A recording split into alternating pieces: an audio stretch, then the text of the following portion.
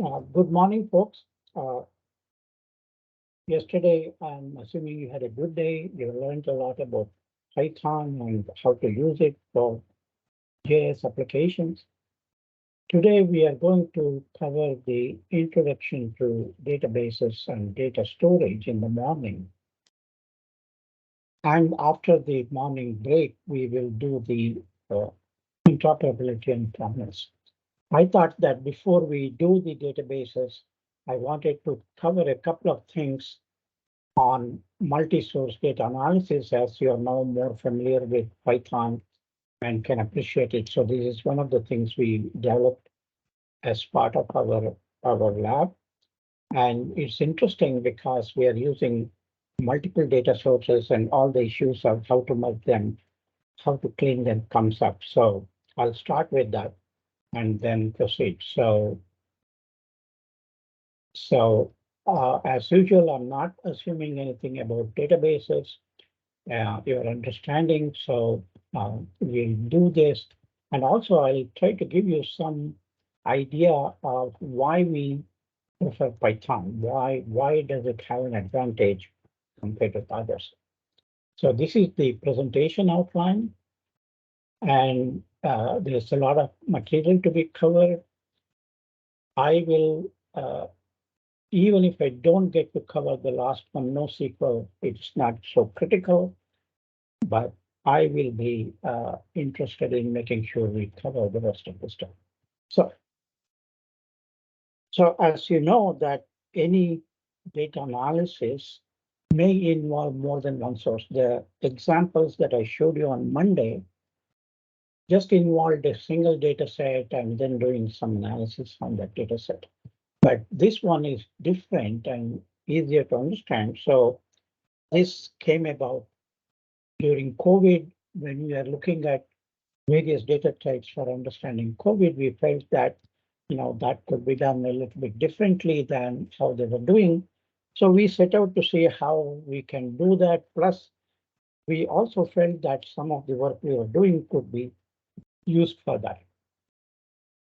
So we wanted to do a statistical visualization of raw data if we also wanted to do a temporal aggregation, its analysis and visualization, for example, regions with maximum rise decline in daily cases, uh, pre and post vaccination rate. Some of this was difficult to find.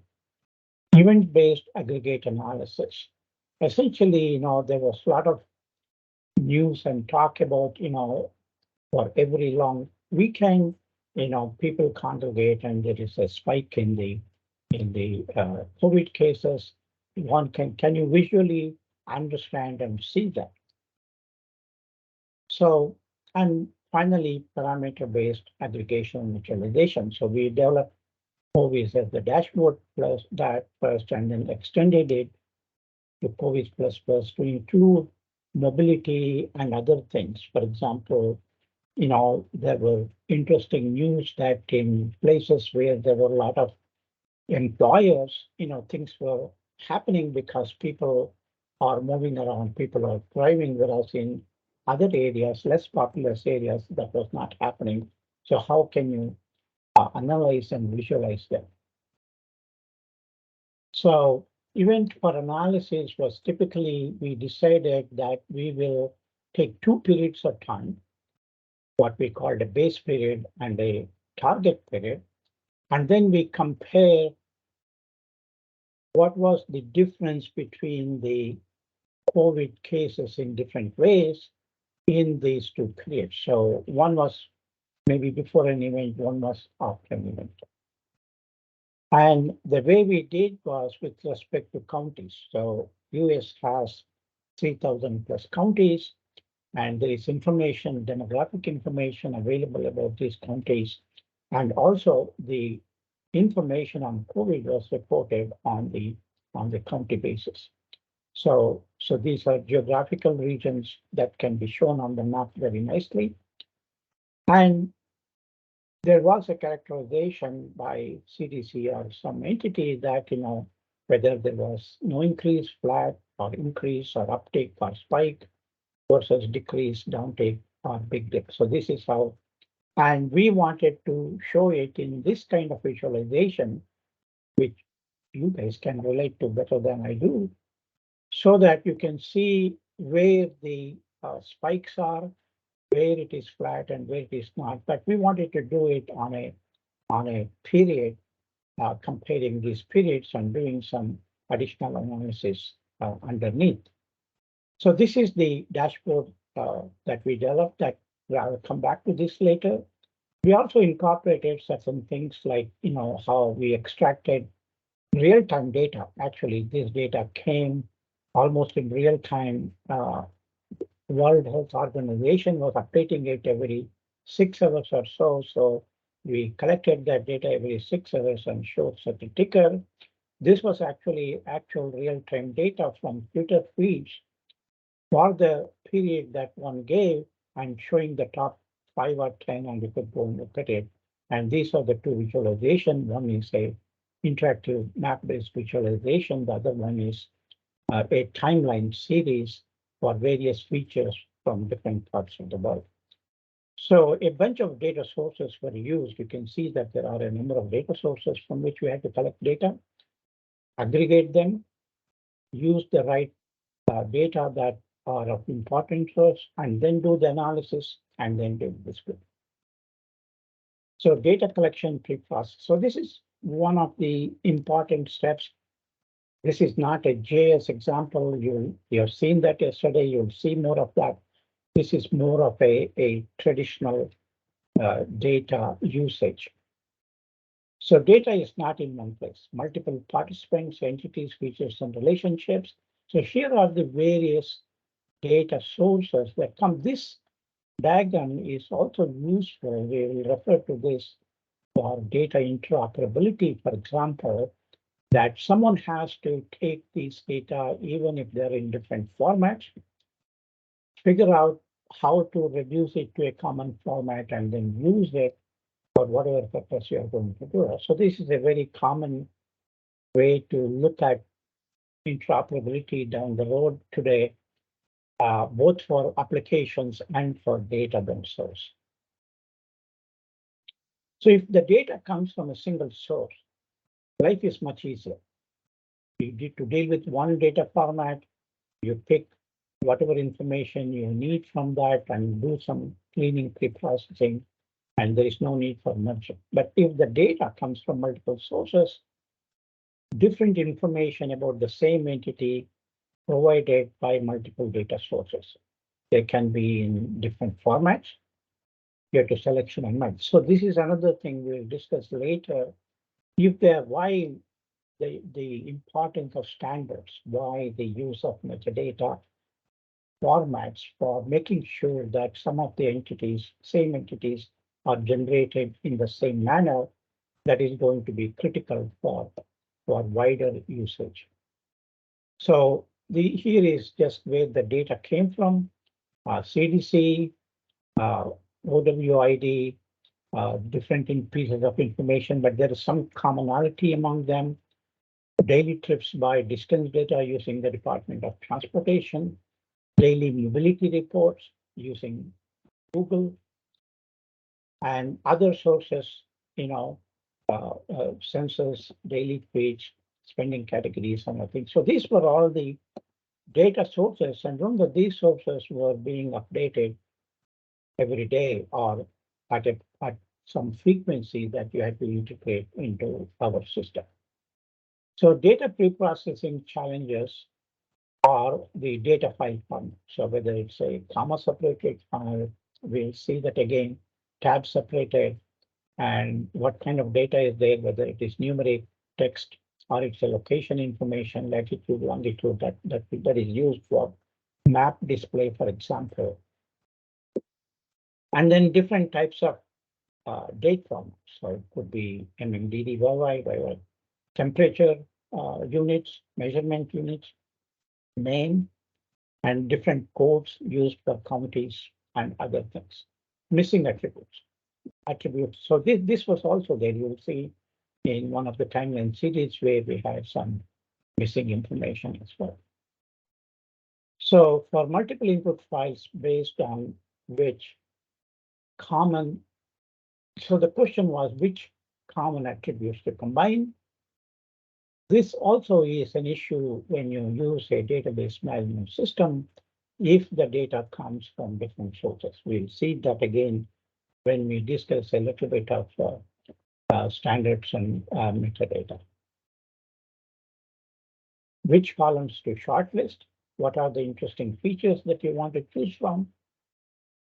So here is a example of the merge of multiple data files. Luckily, all of them were in the CSV format, but they contain different pieces of information. But luckily, some things were common, like state and date were the same in all the files. So that made it much easier for us to join, so to say, these files or data sets on some attributes to derive all the information that we needed for a particular thing. So this is a pre-processing step that is done.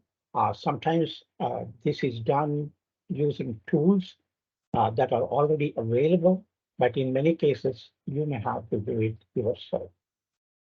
So this is the complete list. I won't go through that. So some of them reported per day basis, some of them reported at some other frequency.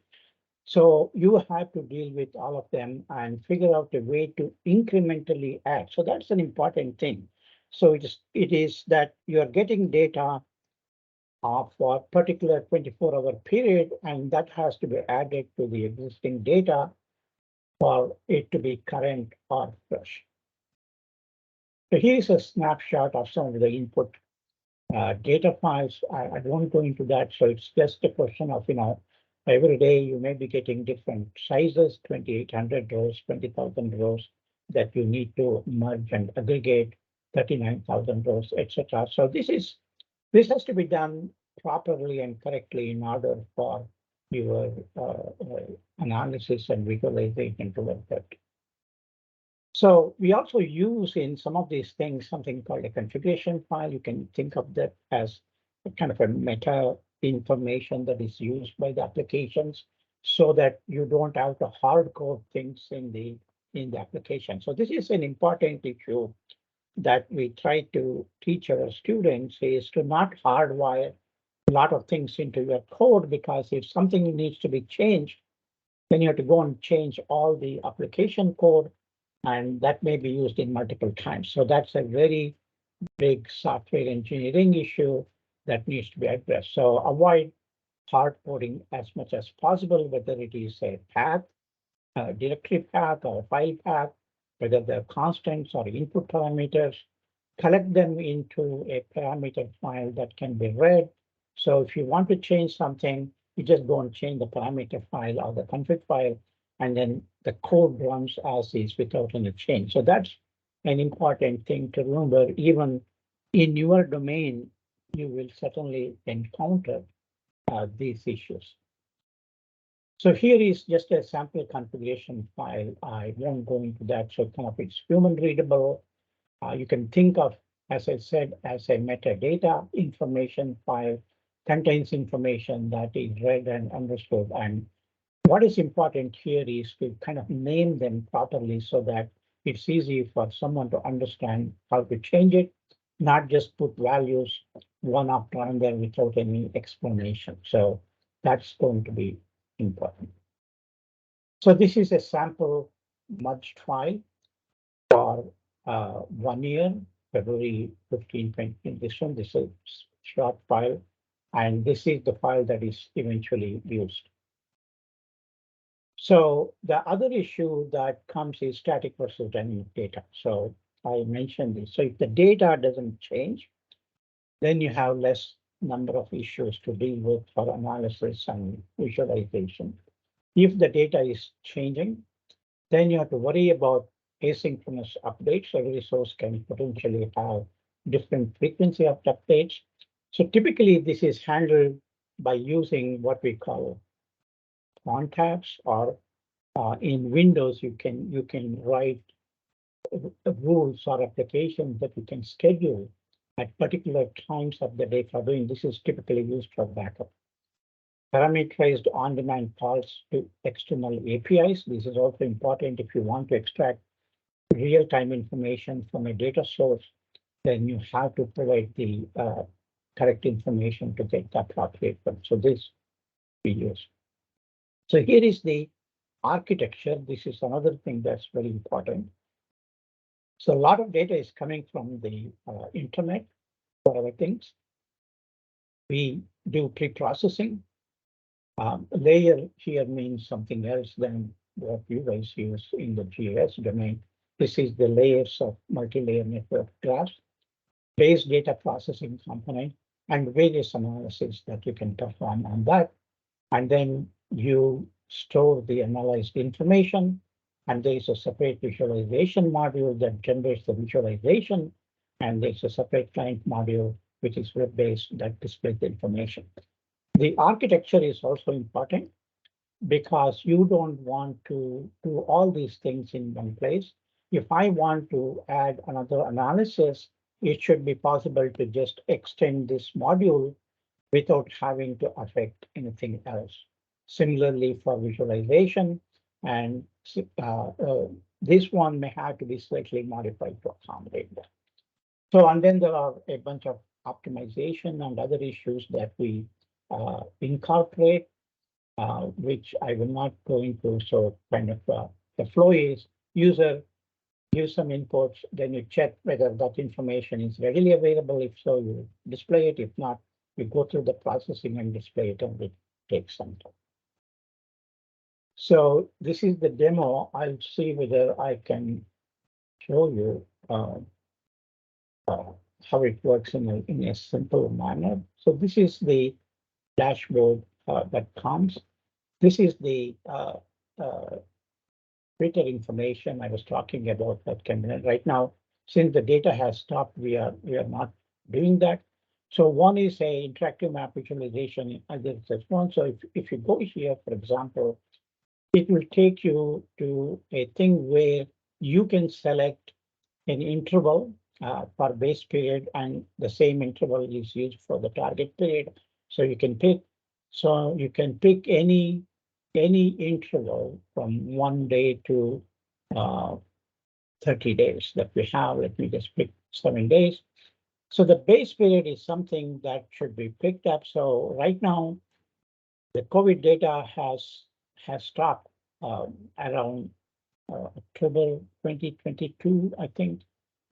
So so I'm going to use a previous. So this is Labor Day. I'm going to show something between what the period before Labor Day and after Labor Day. I'll just pick one. It automatically fills this in, and then I have to go back and do the same September. I'll do September 8th. And you can pick what you want to see, whether you want to see only the highest increase or the lowest increase, or all of them. So let me just pick and submit it. So it will go through the analysis, retrieving the data. Merging data has already been done to some extent. It will do the analysis and display the map-based information. So what this means is that when you compare these two periods, September 2022 and October 2022, this was the increase in COVID according to this scale. So spike means greater than 100%, uptick means 50 to 100%, increase is 0 to 100%, flat 0%, and so on. Now, you can also go to each one of the counties, and it will tell you which county it is and what is the change, population density, median household income, percentage of high school graduates. This kind of indicates the demographics of the county, and there may be some relationship between the demographics and what is happening in the county and other things. So this is one of the visualizations, and then you can change it if you want. you're welcome to go to this URL and play with it and give us feedback if you're interested. So that's one of the things we did. The second one, quickly, is an animated timeline where what you can do is to select a number of regions.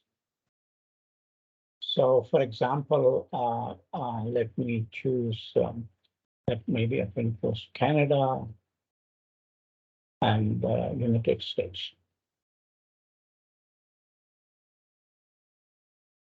You can select up to 5 countries, from what I understand. So it will show you what countries you have chosen. You can also choose the features, as we call it, whether you want to look at total number of COVID cases, new cases that were reported per day basis, total deaths, new deaths, COVID reproduction. So there are a bunch of things. So I'll just take new cases and you can compare two features, or you can look at two features and new deaths, and then you can submit. And what you're seeing here is a timeline analysis for all the data, COVID data we have from October 2020 to May 2022. That's the data we have. And now you can see, in some way, you can compare these two. You can see that in the beginning, new cases in Canada were far less than the United States. But as the time progresses, you can see the changes in them, both in new deaths and other things. I think there were issues that there were things were not initially handled, or whatever it is. So you can get a visualization, and some of these dips that you see are the missing information or information not reported for that particular date. And this is the information reported. So this is just an example to show what it takes to go from data sources, looking at choosing data sources, analyzing, and all the way to the implementation of data analysis. So we also did a video. You can go to the YouTube and look at the video for demonstration purposes. So the second thing I'm going to address is quickly why we use Python for data. Now you're familiar with Python, you've played with Python, you've used some packages. This is interesting to understand. So kind of the choices that you're looking at, in addition to, apart from other languages, there is Python, there is R, R Studio, there is Pandas, actually Python plus Pandas and others. So Python is what they call a programming language with batteries included. Kind of this is important because if you're not a computer science person, your goal is to focus on the domain, what you want in the domain, not worry about the programming language, understand the programming language to the extent that you become an expert in it. R is another system that was developed for statistical analysis to go beyond SPSS. SPSS was the main package that was available, MATLAB for different purpose.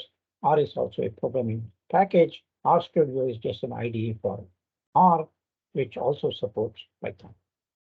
So why Python versus R? Both R and Python support data frames with some syntax differences. So data frames essentially are very useful to load CSV files into a tabular format and then process them. So essentially data frames are two-dimensional, size mutable, meaning the size can change, potentially heterogeneous tabular data. So you can store heterogeneous pieces of information there. Functions can be applied on this one in R and Python. R uses types, which is a Linux feature. R uses cluster package and Python uses a different package. I think the main difference is R has more data analysis capability that is built into that. Python is based upon available packages, but there are tons of packages that are available in Python that can be readily used. The other thing that many times is very important and useful for data analysis is to obtain information from the web. We call it scraping the web, which is not an easy task. Crawling the web is different from scraping the web. So this is how to get the information that you see, and that may change. So R uses a different package, Python uses a different package. This is the most commonly used web scraping package, a beautiful soap. I don't know why the name is. So to summarize, R is more functional. Python is considered more object-oriented. R has more data analysis functionality built in. Python relies on packages. Python has main packages for data analysis tasks. R has a larger ecosystem. Certainly, if you're a statistician, their preference seems to be R because they have more control over what they do. But if you're not an expert in the area, Python is the difference. So R has more statistical support. In general, it's usually more straightforward to do non-statistical expression. RStudio supports it. So when it comes to Pandas, Pandas is a fast, powerful, flexible, and easy to use open source data analysis and manipulation tool built on top of Python. I think I've already used it yesterday. This is another package mainly meant for numerical analysis or NP, runs vector and metric operations very efficiently, while Pandas provides data frames. So Pandas is considered slower than this package. So if you have a choice of using the same function from both, you should choose NumPy. There is also SQL we will see as part of this module.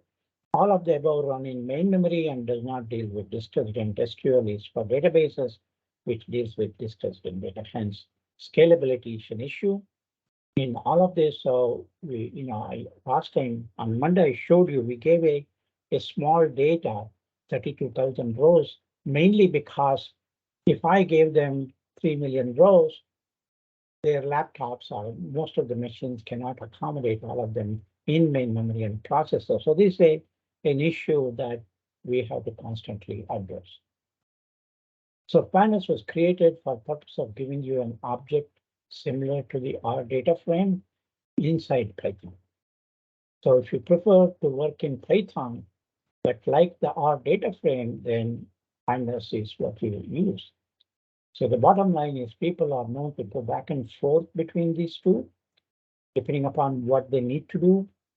So you already have started using it. So Python is built for programmers and developers. So it's a general purpose programming language. Unlike SQL, it's a standard programming language than R. Python seems to be better in performance than R. Python can be used for coding as well as system management or scripting, as we call it. So there's also another thing called Panda, so don't get confused with that. So this is the main advantage of the use of Python. It comes with a bunch of packages. For the previous demo I showed you, we have used Flask and Django. You can use other interfaces. PyTorch is for machine learning, Pandas, Matplotlib for data science. So a number of things comes with Python that makes your life much easier than using a language like Java.